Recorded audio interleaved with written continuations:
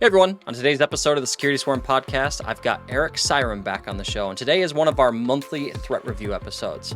So this is the monthly threat review for the month of June 2024. We're going to, of course, talk about our metrics for the month, but we spend most of the episode today talking about a new threat campaign that we've seen out there that is distributing the Darkgate malware using a technique called pacejacking. So we've got that. We also spend some time talking about two news stories that are out in the interwebs over the last month. One about the 911 S5 Proxy Botnet Takedown. We also spend some time talking about how malicious users, threat actors, are using Stack Overflow to distribute malware. So that and lots more in today's episode of the Security Swarm podcast.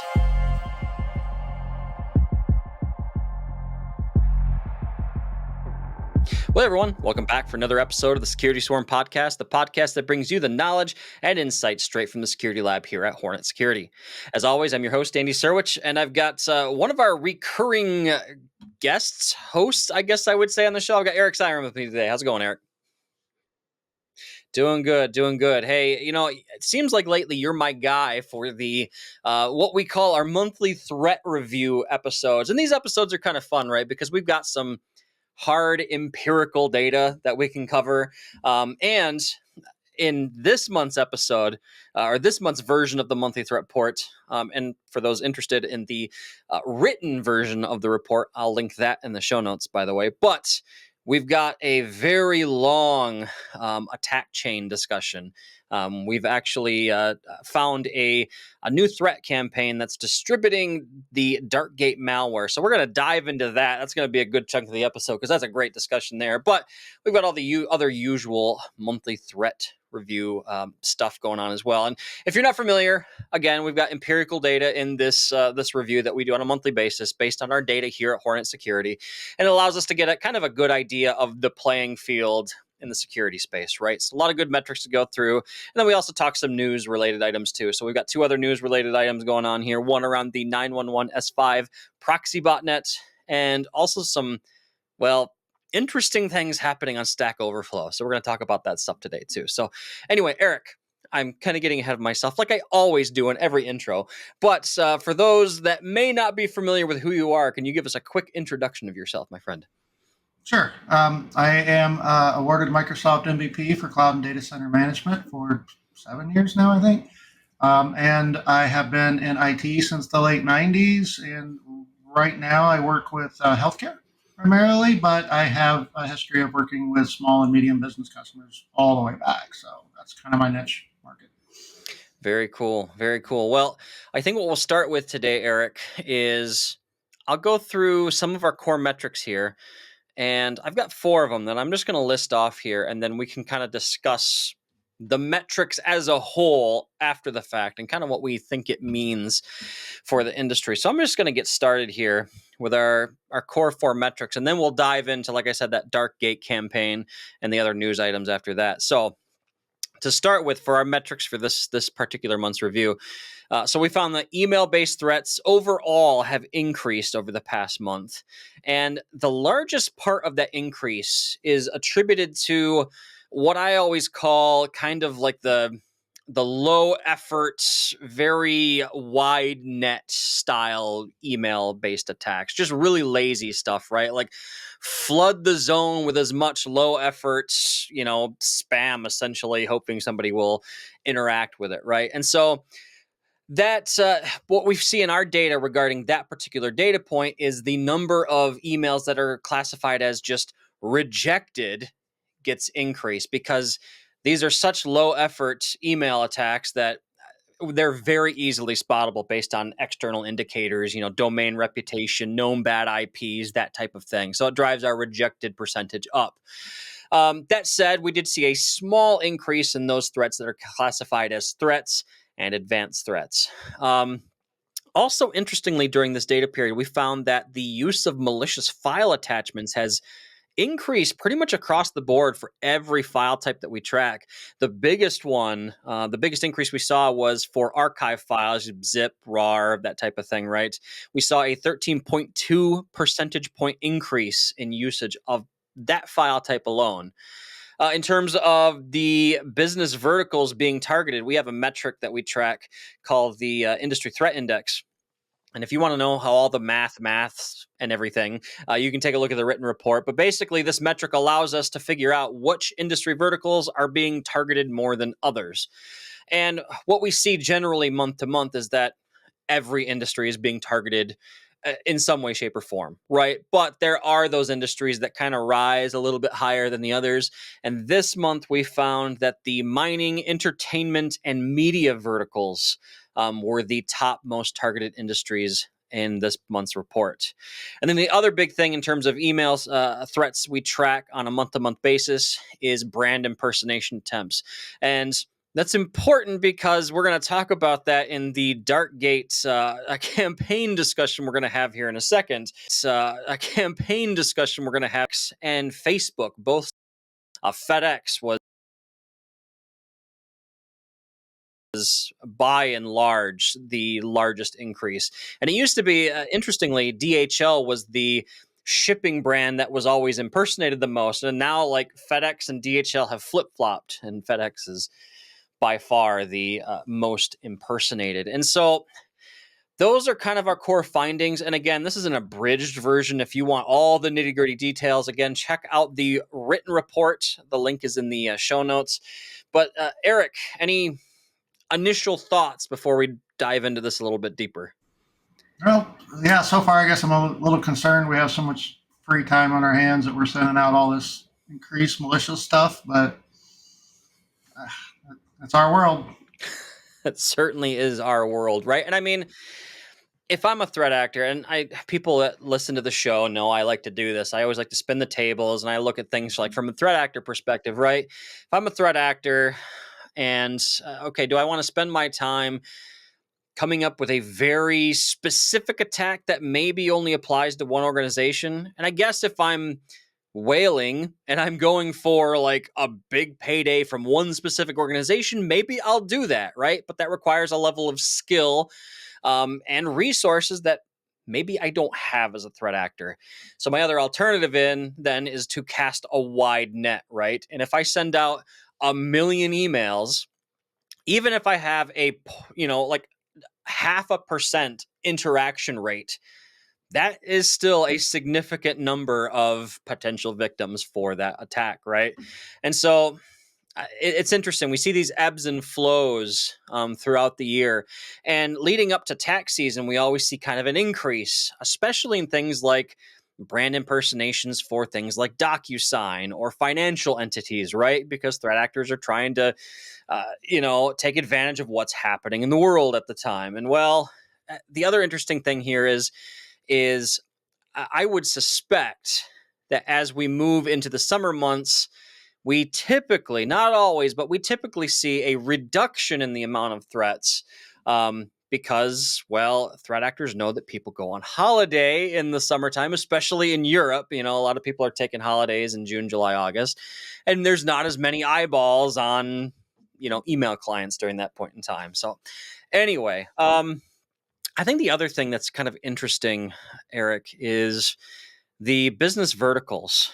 We've talked about the mining space quite a bit in the last several monthly threat review episodes, so I'm not going to dive into that one a whole lot. But entertainment and media kind of interest me here. Entertainment, there's always money in it because that's things like, online gambling and casinos. I think about things like the Caesars attack that happened. Boy, it was last year sometime, wasn't it? Boy, doesn't seem like it's that long ago, but I guess it was. And then the media industry is really interesting to me too, simply because it's an election year, right? At least here in the States it is. I think the UK has some elections coming up here soon as well too. Folks in the UK audience, correct me if I'm wrong there, but I'm pretty sure. I'm pretty sure there's UK elections coming up here soon. And so to me, I could see it being a goal of nation state threat actors to maybe break into those organizations and cause mischief or spread misinformation or, all of the above, right? And so I don't know if you have any thoughts on that before we kind of move on to the main course of today's episode, but want to give you a chance to chime in here if you want to, Eric. Not much. I mean, I think you covered it really well. I think you're right on attacking media for the disinformation stuff. There's also a little bit more straightforward bit, and that as we have all noticed for my entire life, as we get closer to election, we get more and more campaign ads all the time, less and less product, more and more campaign, and that money is amping up that they're spending.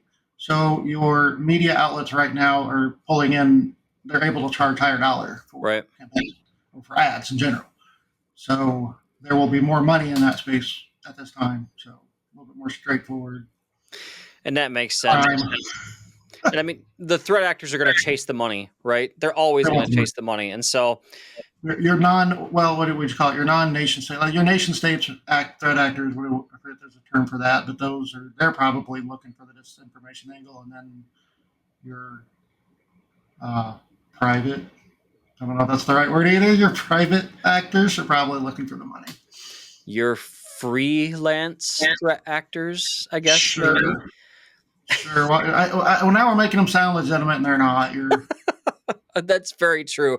And people that watch the show know that we struggle with that sometimes. Sometimes there's I forget who it was I was on with. I want to say it was I don't remember who it was on. So we were talking about, might have been Jan Bacher when we were talking about our passkeys episode. We were talking about a specific type of attack, and like we were kind of saying that it's kind of cool, but it's kind of not because it's an attack, right? So it puts you in a weird place. Like you can It does. It does. So often I'm like, you kind of have to think if these people would use their power for good, where would the world be?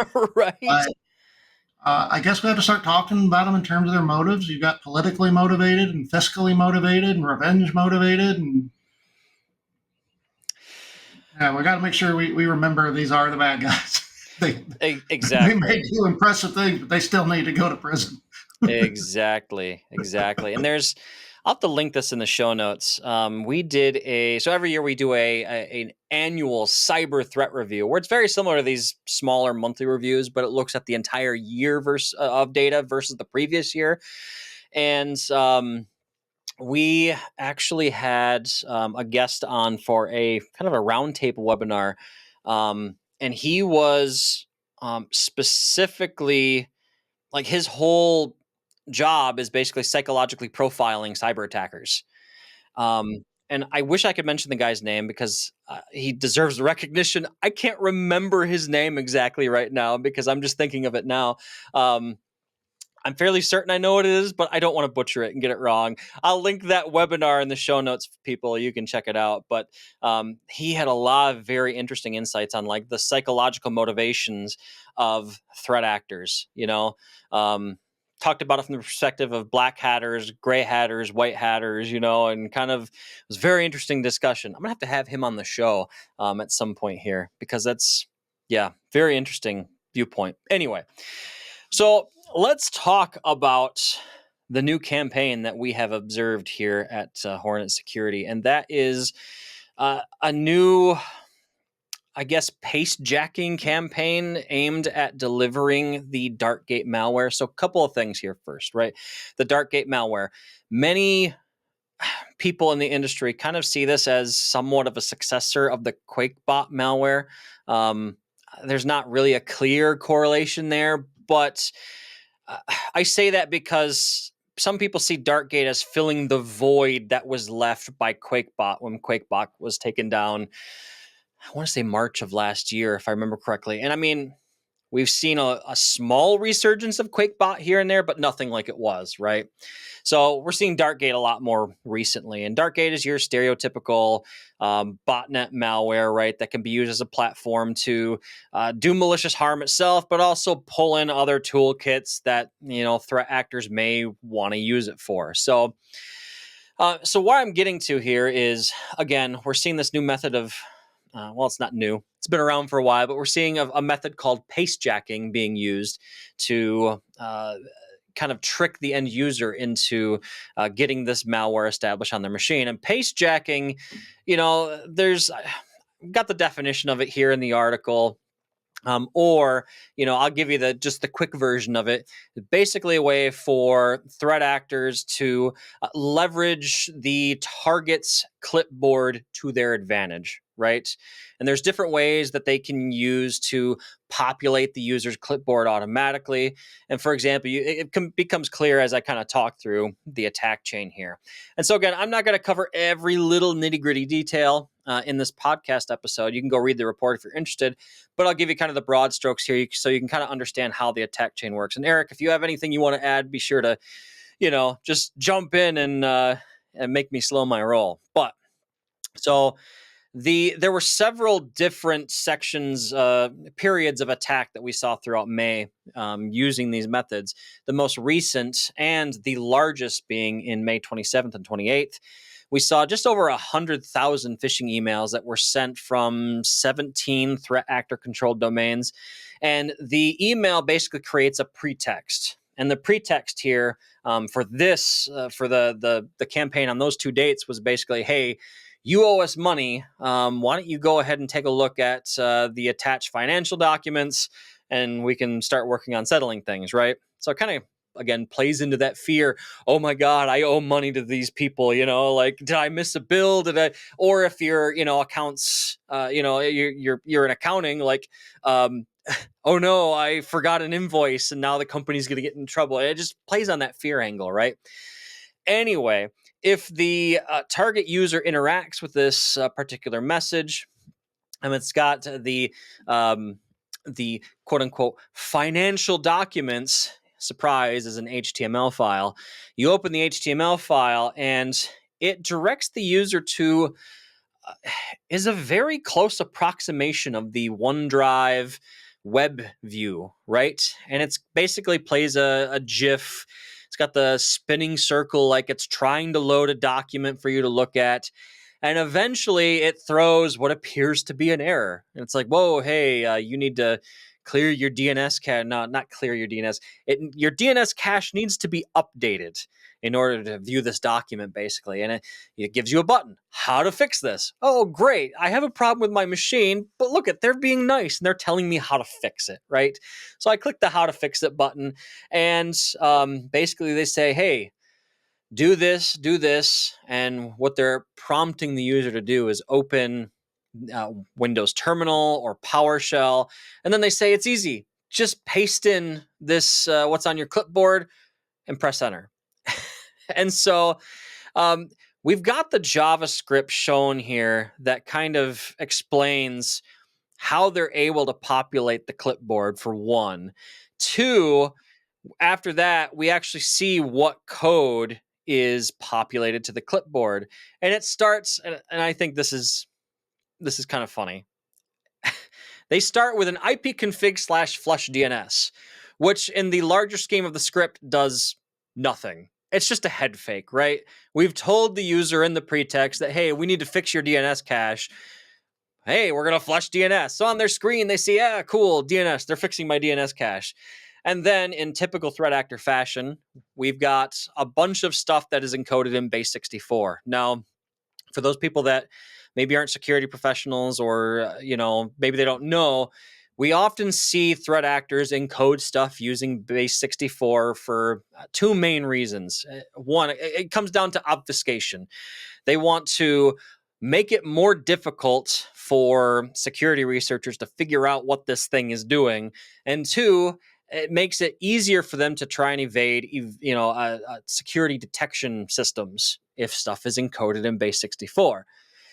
So when we actually decode it, we can see that this is a malicious PowerShell script that the end user is now pasting into their terminal and executing.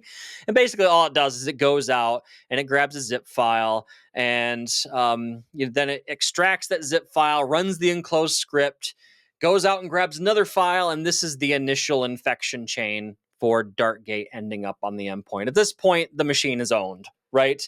And the end user did it to themselves. Now, again, they have to paste the stuff into the console themselves, but I guarantee everybody listening to this podcast knows at least one user in their org that would probably do this. I And think. then be mad at their IT department because why did Yep. so back in my day, we would have called something like this the Amish virus, where you just get an email like, "We're not going to do anything. We just go ahead and destroy your computer. We'd be much obliged. Thanks." I think this one is a little. Maybe we'll call it the IKEA virus because, like, here we've assembled all the components for you. Will you please assemble them and destroy your computer with them? Thanks. You know, And I'm hoping, and unfortunately, knowing just how people have like no patience for stuff anymore, especially in email. Like, no, if I have to do more than one thing, we're done here. You want my money that bad? Find another way. So I'm really hoping this one doesn't go far. yeah. But like you just said, we all know somebody who will diligently do absolutely everything they're told because it looks official. Yep.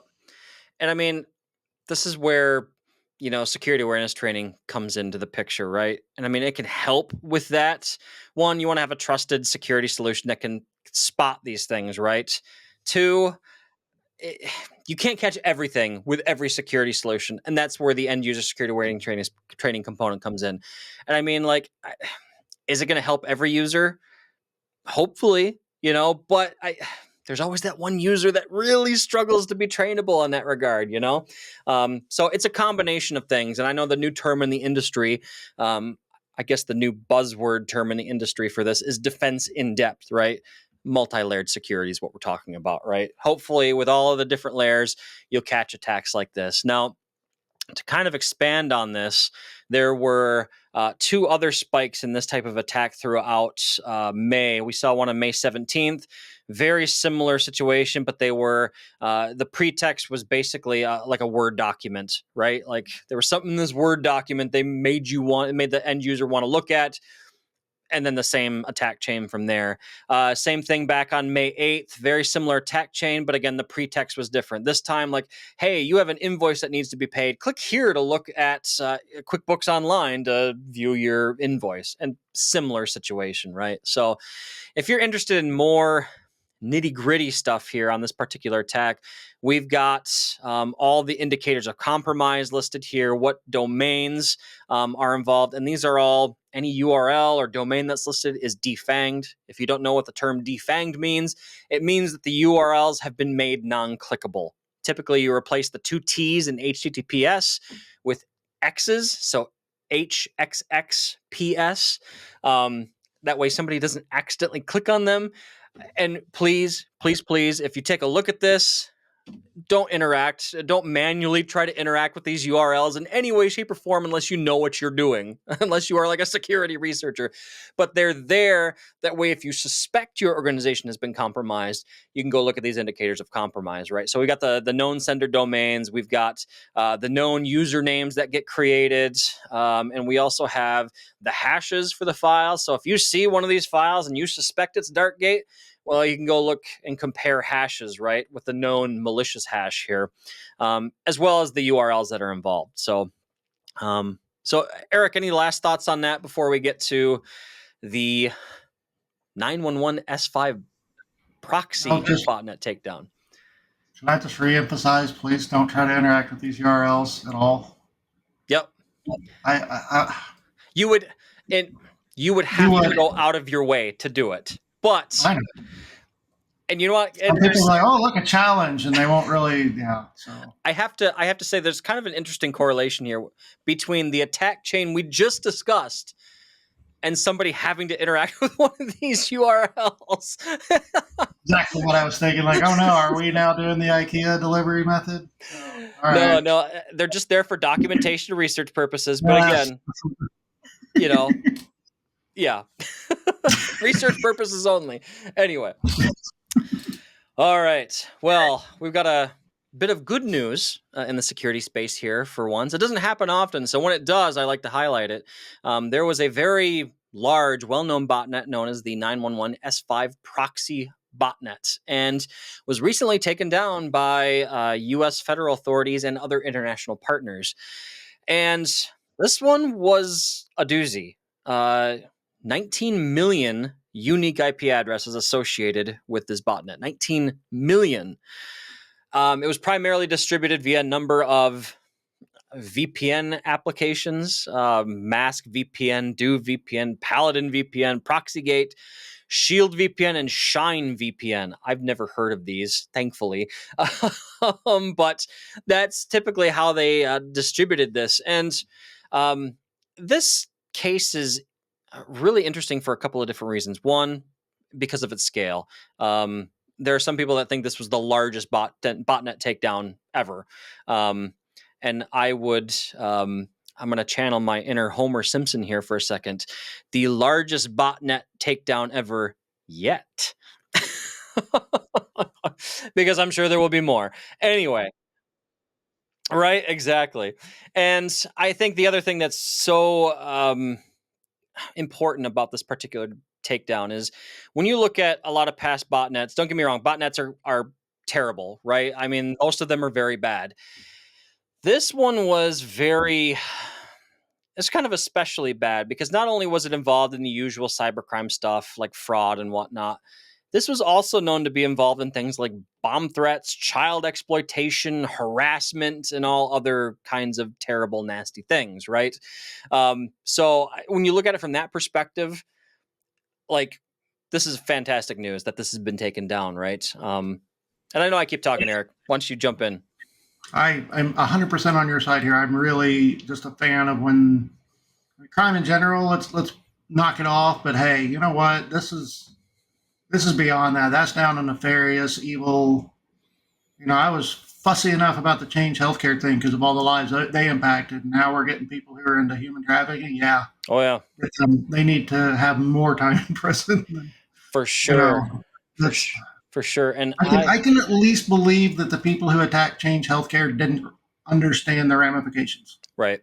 I could be talked into that, but nobody participates in human trafficking without some. No, exactly. And I think the other part that makes it even worse, I mean, it doesn't get much worse than that, but I think the thing that it kind of makes it even worse is they, in the article I linked in the written report, they were talking about how they arrested the primary operator of the botnet too, which is great news. They arrested the guy, I forget his name, but they arrested him in Singapore, I think is where he was.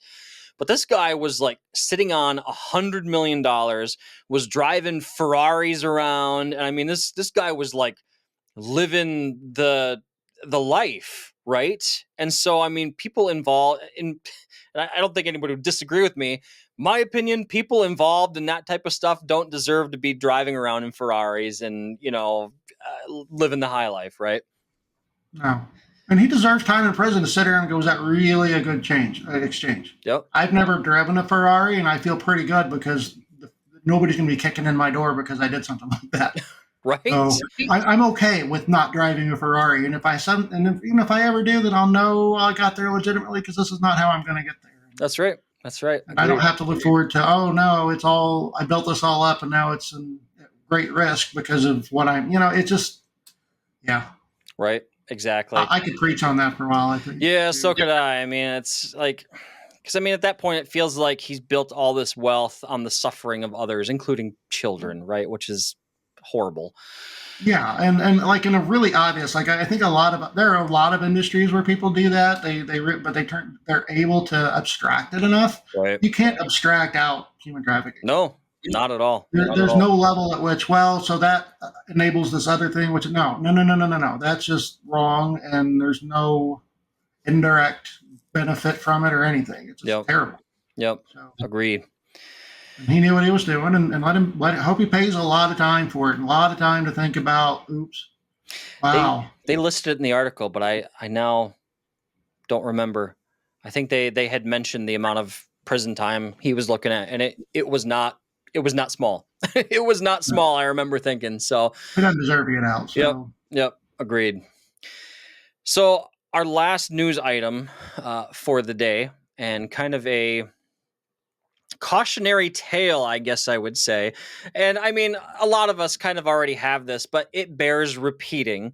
So this whole story stems from the fact that there seems to be a stint of quote unquote helpful Stack Overflow users Well, pointing people towards malicious packages lately. And really, these quote unquote helpful users are really threat actors, right? And so, what we found, I linked the article here, is what the industry has found is that, uh, especially in the Python sections of Stack Overflow, these threat actors are directing people with seemingly good advice to go, hey, go install this package from the PyPy repository. That's spelled PYPI. And if you're not familiar with what that is, PyPy is a package repository for Python developers, right? So if like there is a specific library I need or a specific function I want to take care of that I don't want to program myself, I just go out and retrieve the package and it handles, all the dependency installations for me and whatnot. It's a very expansive repository of open source software. And before I go further, I want to make sure I'm not ragging on publicly available repositories. I love a good package manager and I love public repositories.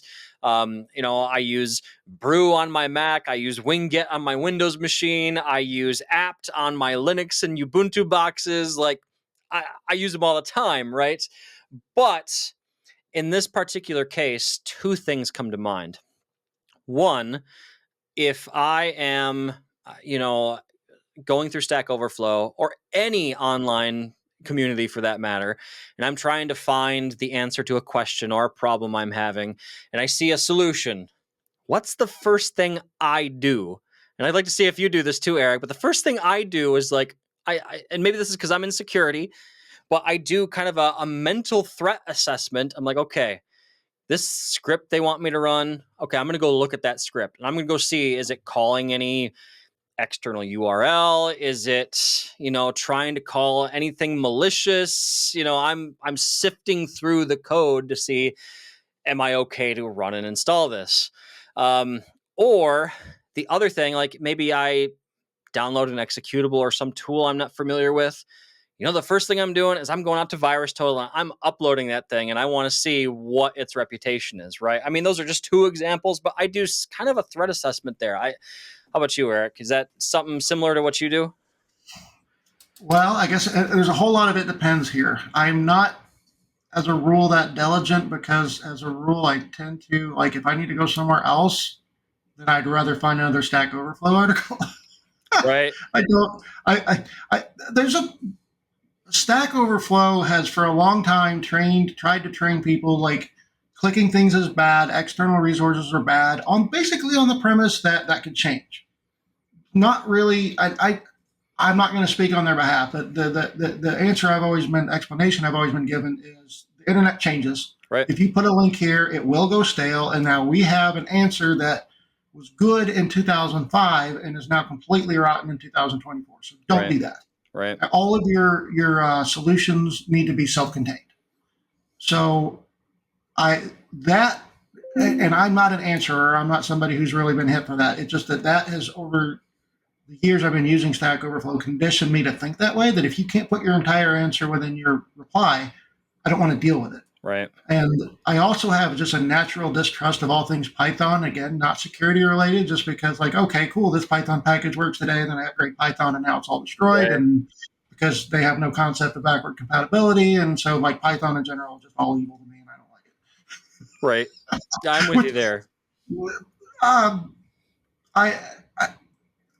The other side is that I tend to be more trusting of the public repositories that I use, and a lot of because I'm, again, conditioned with, like, all the ones that you mentioned. Those are very carefully curated for what goes in. Yep. I don't know anything about this PyPy. It feels to me like they're not doing. They're more retroactive than proactive on what goes in, and that is dangerous. Right. Especially in a language they're teaching to business people, not computer people. Right. Now. Business They're teaching people. Business people, here's how to do Python for data analysis. Right. These are not computer people. They're not going to know to scan the repositories. They're not going to think of any of this stuff. They're not conditioned that way. Right. This is something I'm getting, and it's a black art to them. So, right. And yeah. I was just going to say, and you go back and look at the history of the PyPy repository, they've been fighting with malicious packages being injected into that repository for some time now.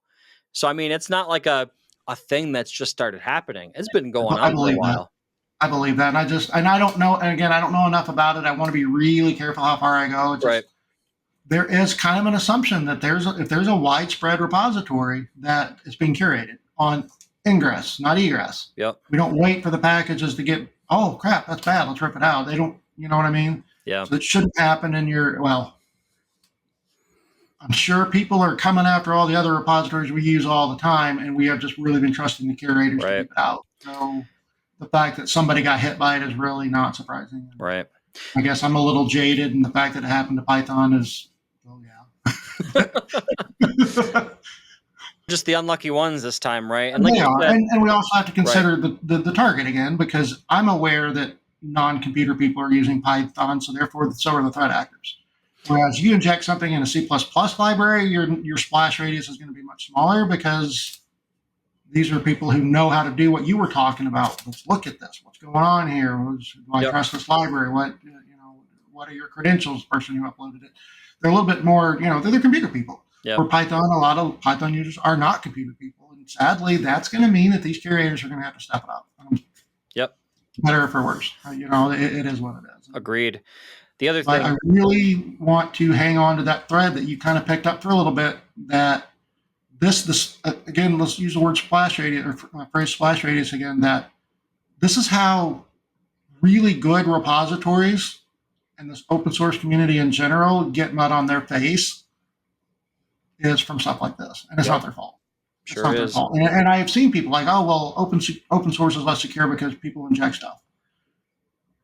Okay, well, closed source stuff gets way more stuff injected after the fact. Yep. Most of your viruses out there, that's literally what they're doing, is they're hijacking a closed source something or another on your system. So no, that's not accurate. But it doesn't matter. We're not talking, reactions to bad things are not always rational. Right. If that makes sense. I know that you and I have been involved in a lot of conversations with people who are like, well, I won't use antivirus because, it might mess up my computer. And like, oh, okay, well, let's apply that with logic instead of gut emotion. The worst software, highest impact I've ever used is Microsoft monthly patches. So do we stop patching because that software might, right? See, right. But we have to understand these people aren't operating from a place of rationality. It's an instinct, oh no, sort of a thing. And so this stuff is gonna damage the open source community at large, and it's a shame. It's really sad. Right. It's unfortunate. So, well, Eric, I think that's about all the time we have for today. But again, folks, if you're interested in reading the written report, it is in the show notes, so be sure to check that out. Eric, I want to say thanks for coming and sharing your time and knowledge with us today. It's always good having you, my friend. I'm going to have you on for a non-monthly threat review episode here at some point soon. We got to make that happen. Sounds good. Well, those of you watching, hope you found some value in today's episode. If you're watching out on the YouTubes, be sure to smash that like and subscribe button, as they say. You can also find us on all the major podcasting platforms, so chances are wherever you consume your content, you can find us. If you're interested in any of the Hornetsecurity line of products, you can find more information on us out at hornetsecurity.com. With that, we'll let you get back to your day. Stay safe out there. We'll catch you again next week for another episode of the Security Swarm podcast. Have a good one.